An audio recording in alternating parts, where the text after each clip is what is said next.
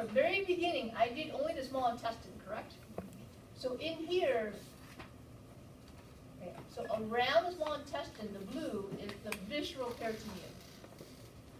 Then trapping the red, green, and blue would be running through here. All of this would be the mesentery proper. And then when it's up against the body wall, it would be this line here, and that would be the parietal peritoneum. Okay? Let's change to the large intestine. Here's the large intestine. Wrapping around the large intestine is the visceral layer of the large intestine. Red, green, and blue will be running through here. That would be the mesocolon. Then it goes up against the body wall and it becomes parietal peritoneum. Okay? Uh-huh. Should the liver be lined with the blue? Is that part blue?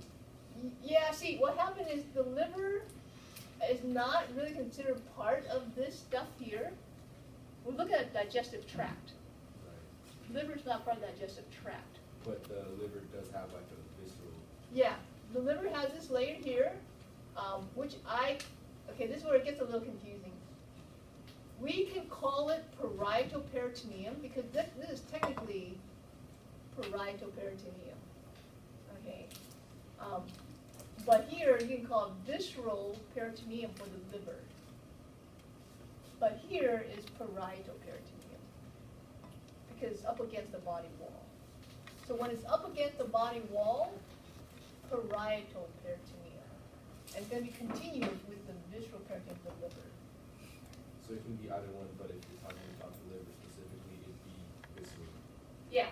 So this layer here would be visceral for the liver, but it is continuous with the parietal. Okay, so the point is, visceral and parietal will always be continuous. Yes? Doesn't matter if it's the lung, the heart, or the intestinal tract. Always, visceral parietal will be continuous. The digestive tract throws you a curveball because you have to know these other words. The connecting piece, right? The middleman, if you will. And the middleman is going to be sandwiching red, blue, and green, which are blood vessel and lymphatic vessel.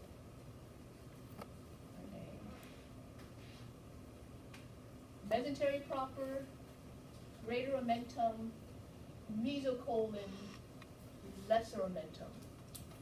Expect to find red, blue, and green because they're wedged. Actually, not this one, sorry. That one's not as much. But it's mostly mesocolon. Mesocolon for sure.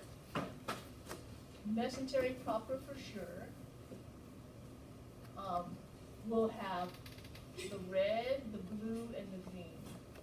Now, why not the greater omentum? Well, because you see the greater omentum connects the stomach to the large intestine. That's all anterior, right? All anterior. Where are our blood vessels? It's all posterior. It's all back here. So anteriorly, no, you're not going to have blood vessel here. It's all back here. Okay, so I changed my mind. Greater omentum, no blood vessel. Okay, no blood vessel. So no vessels. It's all anterior. You guys understand that? Yeah. So is there just fluid in between everything? There's a little bit of fluid in here. Is it serous fluid? Serous fluid, correct. A little bit of serous fluid inside. Not a lot. It's a lot has become a problem called ascites. Just a tiny bit. To keep it lubricated. Because, you know, our bowel's moving all the time, right? And you don't want that friction. Okay. Is this better? You guys give me a thumbs up, thumbs down? I mean, how's your understanding now? Okay. All right. still have questions, come see me, okay, but I gotta move on. Okay.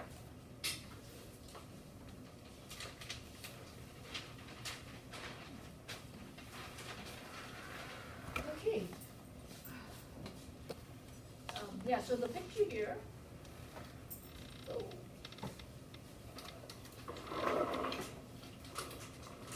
Greater momentum, all fatty, is a curtain that comes down, makes a U-turn and come up to the transverse colon. Anteriorly, the first thing you're gonna see when you open up a cadaver. And then, so we flip the greater momentum up. Here's the transverse colon, you guys see, going across. Underneath that, after we flip up the greater momentum, you see you see mesentery proper. Because all these are small intestine. Small intestine. This is mesentery proper. And you see the little red vessel here? It's not red, it's black. So that's supposed to be red, blue, and green in the textbook. These are vessels running in the mesentery proper. Okay, they're all connecting the small intestine. So yeah, they're all in here. The mesentery proper is going to have your blood vessels and lymphatic vessels. Okay. All right, so let's move on. So the 4 layers, we covered a great deal already, yes? So I hope you have a better appreciation now for this serosa with the little red and blue coming around the vessel, and then here they are. They're coming out wedged in the middle of the mesentery. The wedge is stuck in the middle of the mesentery. All right. So the blood vessel for the whole digestive tract. Does that look familiar? Does that look familiar? That's it. Those 3 vessels coming off of the abdominal aorta is what feeds the digestive tract. Okay? The lymphatic is going to be called the lacteal and Peyer's patches. So usually now we're going to just come back to this in next chapter. And don't worry so much about the nerve, but plexus. Anytime you see plexus, it's nerve. And they name it after, does this word look familiar? Yeah. Okay, so not exactly brand new, except for the word plexus, and that's nerve, to stimulate the contraction. Okay. Esophagus has a superior and inferior sphincter. Remember this? This can also be called the lower esophageal sphincter, so that's why the LES. Your book just call it inferior. Okay, so at this point, I'm going to slow down. I'm going to make a table. Okay, over here. So we're talking about the mouth, and they have salivary amylase. Let's talk about mucosa.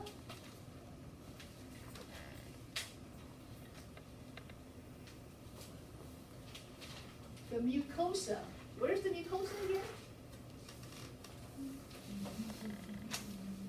It's the innermost, right? Innermost. So then mucosa, and then comes what? What comes after mucosa? Submucosa. Keep going. Muscular. And serosa. Agree? Okay. So, with the mouth, that's that, okay. Let's do esophagus. So mouth and esophagus.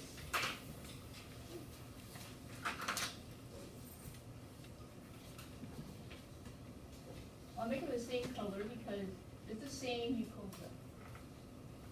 Stratified squamous epithelium. Okay. Let me write it out so that it doesn't get confusing. The mucosa would be stratified squamous. Aha. This picture here. There it is. Are Are there more than one layer, yes or no? Yes. Notice the nuclei, the little dots, yes? Start to disappear as they get closer, agree? So that's why it's stratified squamous, okay? Epithelium. Lamina propria, muscularis mucosa, aha. Let's break this word down. What does muscularis mean? Smooth muscle. Why did you tack the word mucosa on it? Because it's in the mucosa layer. Not to be confused with this layer. Agree? Okay. So then they go into swallowing. Look at the picture. So here's your mouth, that's the food, right? The tongue kind of comes up against the palate, agree? And then the content moves, content of the bolus, to the oral pharynx, yeah? And then it moves down to the esophagus. Look at the epiglottis. Ah, look at that. The whole airway moves up, and the epiglottis closes the gap. Why do you want that? So you don't inhale food. Yeah, so it won't go down the windpipe, right? It won't go down the trachea. That's why you don't choke, right? And then content goes down the esophagus, and it opens the esophagus as it goes down. Because remember, the esophagus is compressed when you do not swallow it, right? Okay.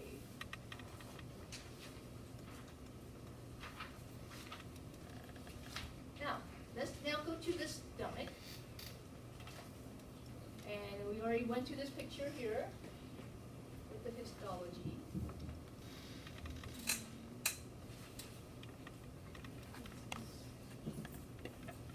Stomach has these gross anatomy words that you should see with the naked eye. Histology-wise, you're going to see gastric pits and gastric glands. Okay, so let's take a gross anatomy look. Looks familiar? Let's do the mucosa for the stomach.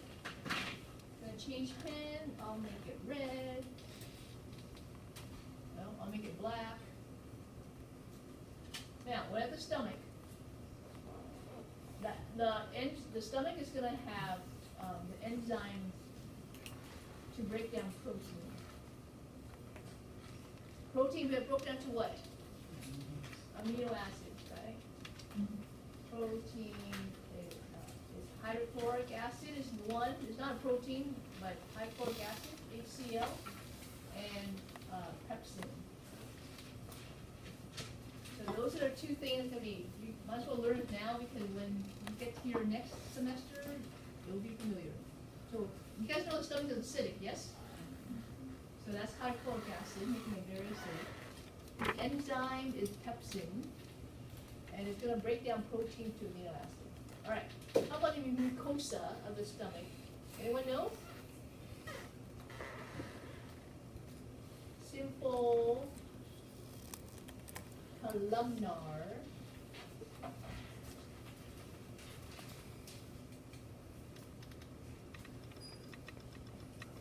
Epithelium.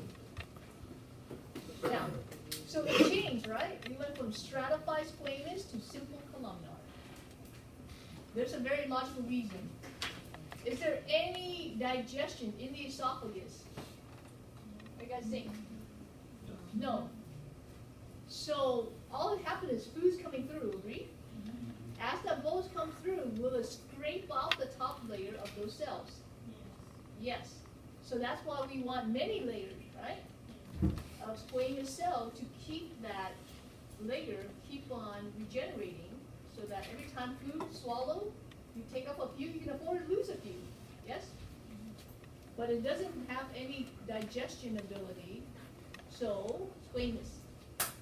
Squamous, very flat. If it's very flat, are you think they're going to make anything? No. Now we go to columnar. What shape is columnar? I'm kidding. Is there lots of room, lots of cytoplasm to make stuff? Yes. So lots of room, lots of cytoplasm, columnar cells gonna make your your enzymes to digest. Because that's where digestion is going to start. Okay? So it makes sense, agree? Simple columnar epithelium. Now, the other unique feature is, what else? What else you see up here on the board?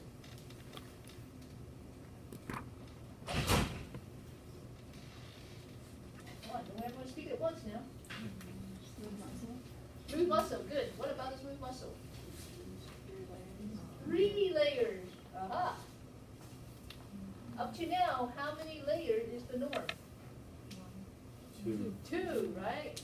The inner, circular, and the outer, longitudinal. And so everyone do this? Translating learning? And so what are we doing? This is the inner, circular, and the outer, longitudinal. That's the 2 layers of the smooth muscle in your digestive tract, okay? But this is different, isn't it? How many layers do you see? 3. Anything that's unique, should you know? Yes. So we're going to put it up here. 3 layers, yeah? I'll put here 2 layers. 3 layers. So what's the 3rd layer? And where? We have an inner oblique layer, and then the middle circular, and then the outer longitudinal. Okay? So 3 layers. Inner oblique, middle circular, outer longitudinal.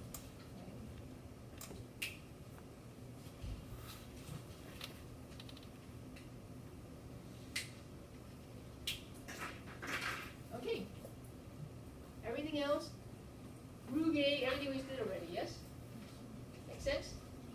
Okay. You know when you're hungry, your stomach starts growling? We call it churning of the stomach. Do you ever hear the intestine? People say, oh, your intestine, your large intestine is growling? No, but we all say it's your stomach that's growling, right? Why do you think that is so? Because there is a 3rd layer of muscle. That 3rd layer may seem insignificant to you, but it allows the stomach to churn, to growl. And we've all had that experience, yes? You can think the 3rd layer in addition to the other 2 layers. How do they rub on each other? How does that work? They contract. So this, the circular layer, remember circular, contract this way, right? The longitudinal, shorten the whole length, right? But now you have an oblique layer that goes diagonally, and it allows the stomach to churn. No other part of your intestinal tract will do that for us. So what does the noise come from? Well, because there's stuff in there. You know, there may be gastric juice, so there's stuff in there. So it makes that sound. So now we open up the stomach on a cadaver, and yeah, you see the folds? Those are rugae, and or gastric folds, same thing. Okay, rugae, gastric fold. Now, histology-wise, let's say I didn't tell you this is a stomach, you know, I didn't show you this picture right here. How do you know this is a stomach? Because of the layer of muscle right here. Do you see clearly 3 layers? Aha. So good. I'm glad you pick up the detail. The inner oblique, right? Middle circular, going around the 2, and the outer longitudinal. Gives it away that this is the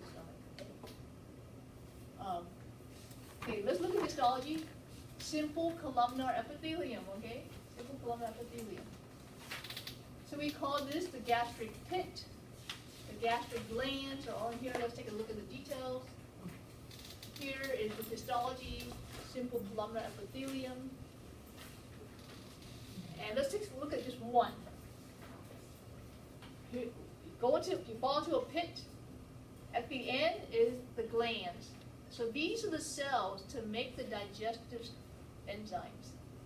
The glands, right? Gastric glands. And there are many. Here they are. This cells make gastrin. This cell makes pepsinogen, which is become pepsin. This cell makes hydrochloric acid and intrinsic factor. This cell makes mucin, and that cell also makes mucin. Okay, so it gets quite complicated. Okay? The biggie, you want to know? Hydrochloric acid, that's unique to the stomach, yes? Parietal cell. And the chief cell makes the main pepsin to break down proteins. Okay, so of all this list, I'll be happy if you know parietal cells and chief cells. Okay. So, parietal cell, pepsin is what? Chief cell. That's it, right? The rest is going to probably get in physio. Okay. Gastric pit, gastric gland. Easy? Okay? Simple columnar epithelium. See? Simple columnar epithelium. Okay. All right, let's move on now to small intestine. Small intestine is where the longest portion of your digestion can happen, because small intestine is your one-stop shop. If it's going to be broken down, and it could be broken down, and you want it to be broken down, it will be broken down. Okay, so my small intestine is my one-stop shop. Okay, so SI. It digests everything. Okay, so enzyme to digest all food types. What are all food types? It's over there, right? I got, remember we started with that? So we eat carbs, we eat lipids, we eat protein, nucleic acid. Small intestine does it all. Okay, it does it all. Now, not only does it do that, it also has the help from the pancreas. Because remember the duodenum has that duct of the pancreatic duct goes into the duodenum. You guys remember that? So you get enzyme from the small intestine itself, enzyme from SI themselves, and the pancreas. Man, that is Mother Nature way of saying, you work really hard to get the food into your mouth. I'm going to make sure we squeeze every single nutrient we can out of it. Yeah. What's enzymes? Enzymes are the proteins to break down the food. Yeah, it's a protein that will, it's a catalyst. It speeds up chemical reaction. Okay. So enzymes speeds up chemical reaction. It's a protein, the molecule is a protein. So in the small intestine, it makes its own enzyme, and it gets enzyme from the pancreas.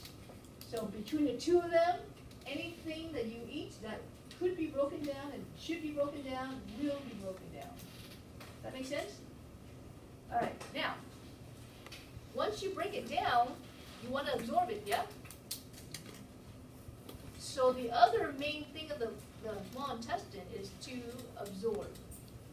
So break it down, and the other biggie is absorb. Okay, absorb the nutrients. To where? What is that vein called? Yes. To hepatic portal vein. Okay. little vein, okay? So, what's unique about the small intestine? Well, let's look at the little picture here. We have mucosa, submucosa, muscularis, serosa. Agree? Pretty normal? But if you look at this mucosa, is it flat? No. It has these folds, circular folds, okay? These ridges are circular folds, not rugae, okay, circular folds. And then on the circular fold, we have these things sticking out, like fingers, yeah? And there are many. You see all these little dots? That's a villus. So all these are villi. Okay, these are intestinal villi. Now, let's just take a look at one villus. Right here. That's one villus. What can you tell me about that? Is that black? Microvilli. No, it's microvilli, right? Yeah, it's not cilia though, because cilia is a lot. Yeah, it's not cilia, it's microvilli.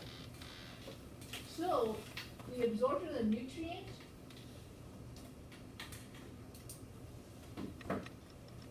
microvilli, villi, circular folds. What's the relationship? How does this structure support function?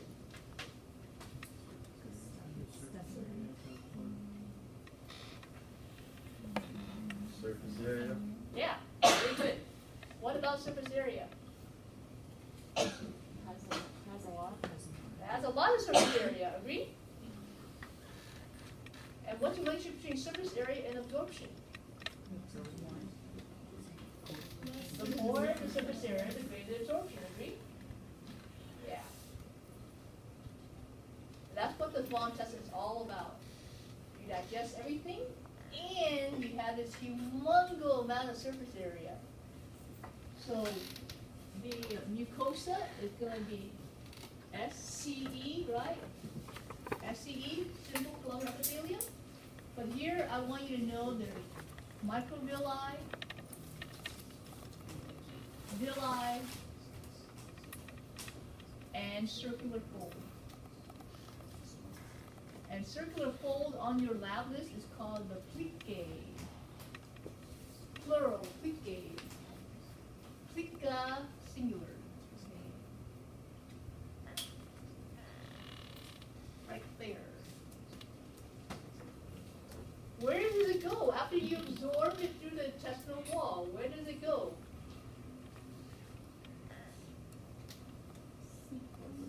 Blood vessel. That's what you see. Red, blue, and that should be green. The lacteal should be green. Okay. So microvilli, villi, circular fold, lacteals. Okay, lacteals.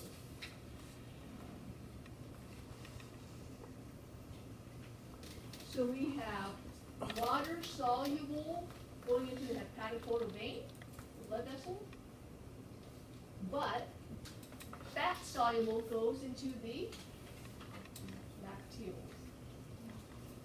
And that's why they're there. Do we eat fat? Yeah.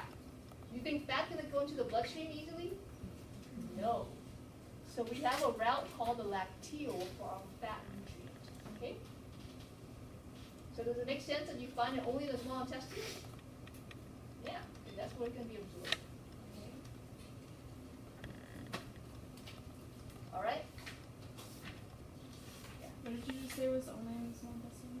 Lacteal. Lacteal. Okay. Small intestine for absorption of fat soluble nutrient. Okay.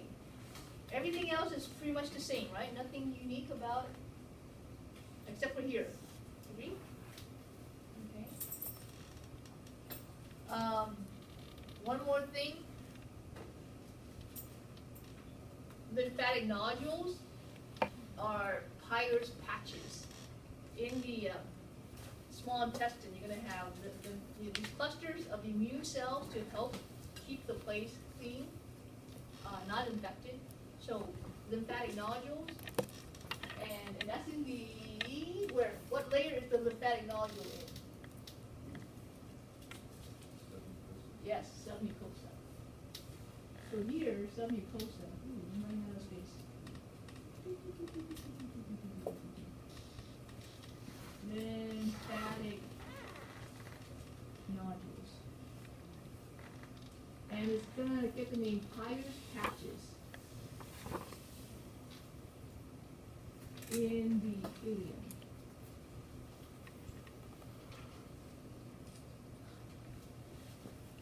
Ileum. Peyer's patches, lymphatic nodule, specifically called Peyer's patches. Okay, here it is on a microscope. You see simple columnar epithelium with goblet cells. These are what make mucus, goblet cells. So this is explained in the histology portion of the YouTube video.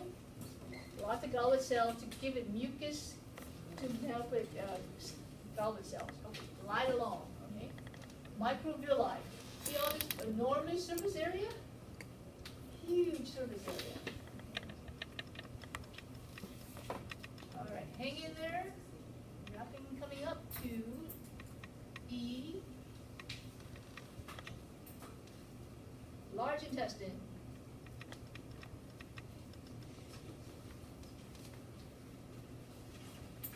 We covered these terminology already, yes?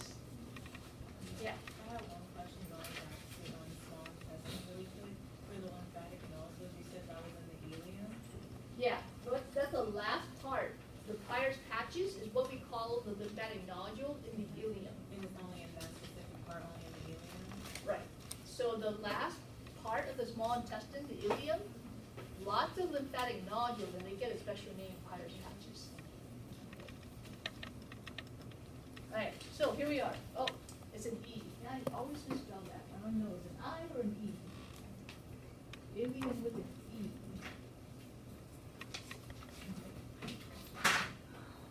Alright, so ileum comes in to the large intestine, agree? Alright. Did we talk about the appendix? What is this area called? Cecum. What is this called? Ascending colon. What is this bend here called? Right colic flexure or the hepatic flexure. What is this called?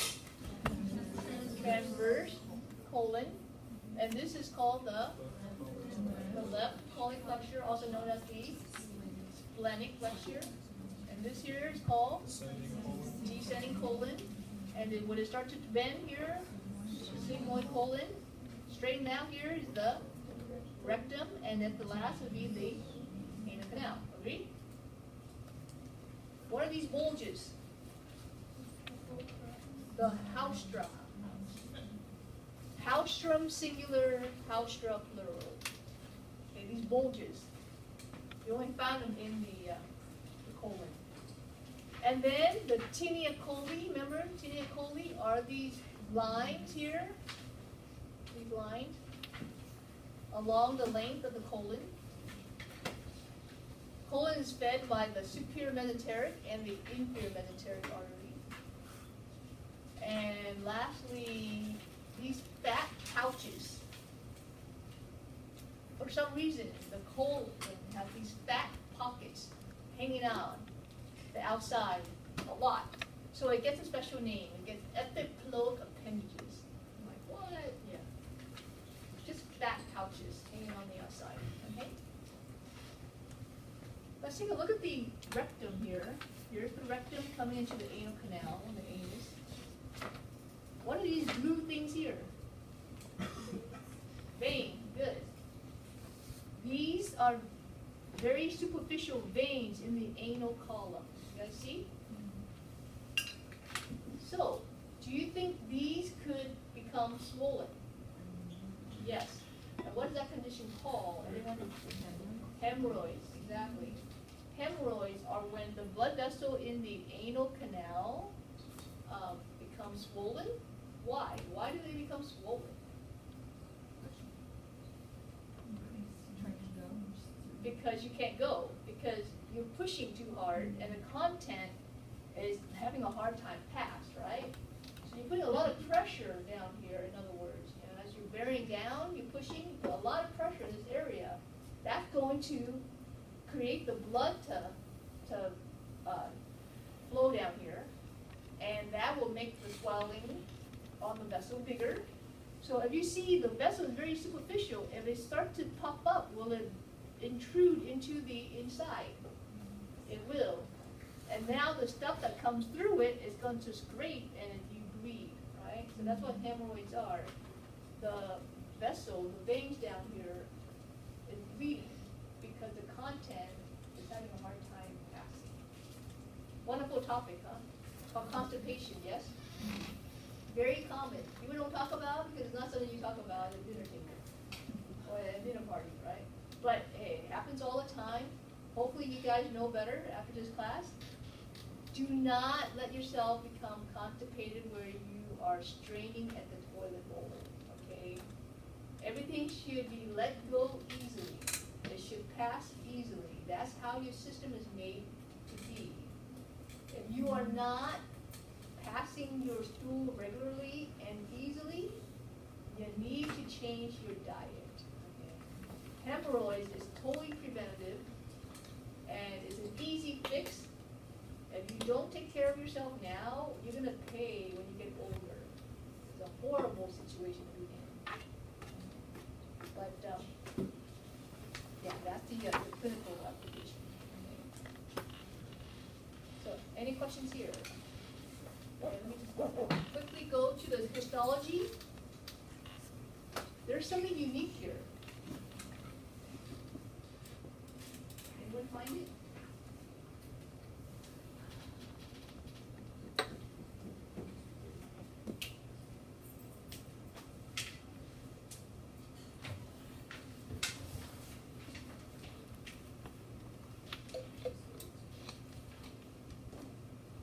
How is this colon and not something else? There's something unique.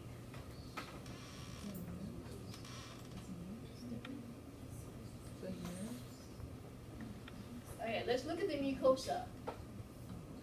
Simple cuboidal, simple column epithelium, right? Pretty normal. Okay. You see some of the fat nodule, that's okay. Muscularis mucosa, that's normal. Submucosa, red, blue, and green, agree? Pretty normal.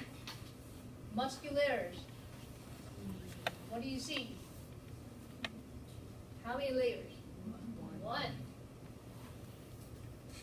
When usually you're supposed to see two, agree? What happened to the second one? It became tinea coli. Jessica, you asked me why tinea coli in lab? Here you go. What's tinea coli? It's the line that we see on the outside of the colon, agree? But what really is it? It's the longitudinal layer that got shrunk down to just a band. Instead of a whole layer surrounding the whole entire colon, they got shrunk down to just 3 bands, to be exact, okay, 3 bands. And that's what makes it colon, okay? So here, large intestine, oh, by the way, yeah, so large intestine, we're still simple columnar epithelium. But the unique thing is here, muscularis, you have tinea coli. Okay, that's the unique thing. Tinea coli. Right there. And that's how you, looking at histology, know it's colon. Okay. Does that make sense? You guys understand? Okay. Alright, so what? Are there any enzymes in the colon? No. No enzyme.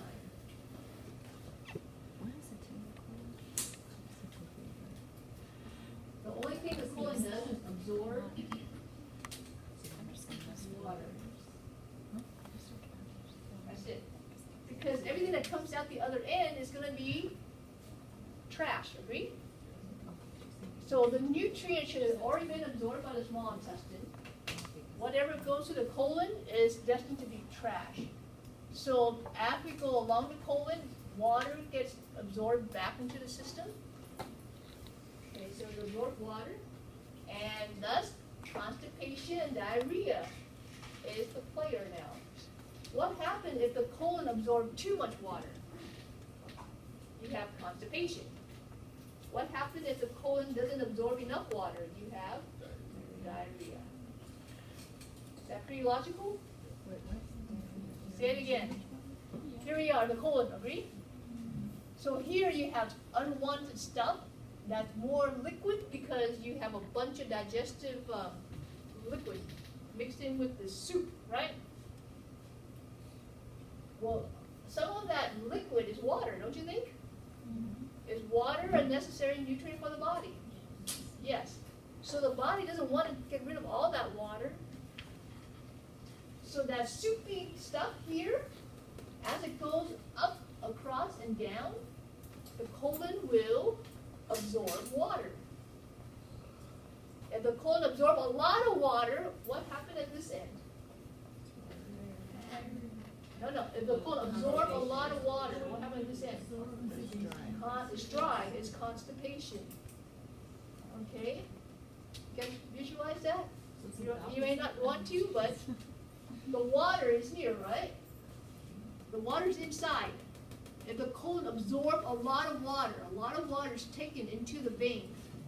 A lot of water is taken out. Here it's going to be very dry inside. Agree? If it's very dry, it's going to be hard to pass. That's called constipation. Do you constipate when you drink too much water? No, you absorb. The colon absorbs too much water. Okay, so water's here, right? The water's here. If all these blue vessels and lymphatic takes back water, then you have really hard stool. Agree? Now there's a condition where the colon will actually dump in water. What? Cholera. You guys heard of cholera? Cholera is a condition. How do people die? Cholera. Dehydration. Because they are having watery diarrhea, like 20 times a day. Okay. So you see how the body just cannot keep up with the water? So when you're pumping water into the colon, it's called cholera. The person dies of dehydration because you cannot keep the water in your body. So that's why they die.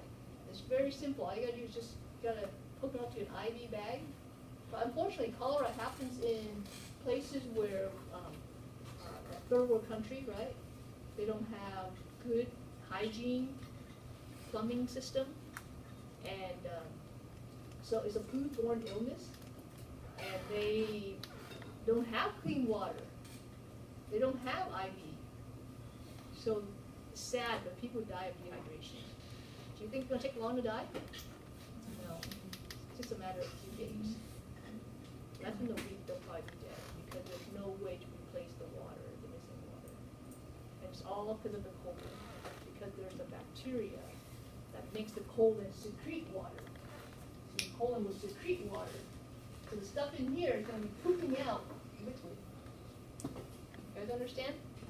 So the colon is all about water absorption. Okay?